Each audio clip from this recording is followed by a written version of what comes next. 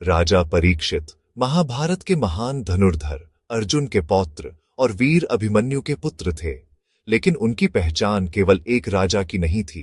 वे वह व्यक्ति थे जिनकी मृत्यु से कलयुग का वास्तविक आरंभ हुआ। महाभारत युद्ध के बाद अश्वत्थामा ने प्रतिशोध में ब्रह्मास्त्र छोड़ दिया। अश्वत्थामा के ब्रह्मास्त्र से परीक्षित गर्भ में ही मृत्यु के करीब थे, लेकिन श्री कृष्ण ने अपनी योग शक्ति से उनकी रक्षा की और उन्हें पुनर्जीवित किया। उनका नाम परीक्षित पड़ा। राजा बनने के बाद परीक्षित ने प्रतिज्ञा ली, कलयुग को अपने राज्य में प्रवेश नहीं करने देंगे। वे अन्याय, अधर्म और पाप के विरुद्ध कठोर थे, लेकिन नियति को कुछ और ही स्वीकार था। एक दिन शिकार के दौरान प्यास और थकान से व्याकुल राजा ध्यान में लीन आर्षि शमीक के आश्रम पहुंचे।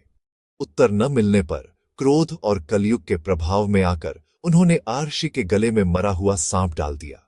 यह एक क्षणिक भूल थी, लेकिन इसका परिणाम भयानक। आर्षि शमीक के पुत्र ने श्राप दिया, 7वें दिन नागराज तक्षक तुम्हें डसेगा और तुम्हारी मृत्यु होगी।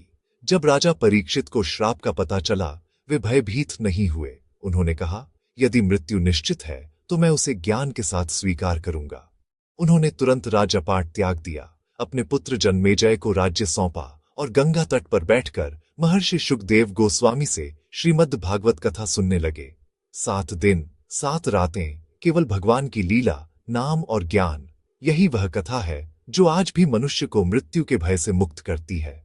7वें दिन नियति अपने अंतिम रूप में आई। नागराज तक्षक एक छोटे कीड़े का रूप धरकर एक फल में प्रवेश कर गया।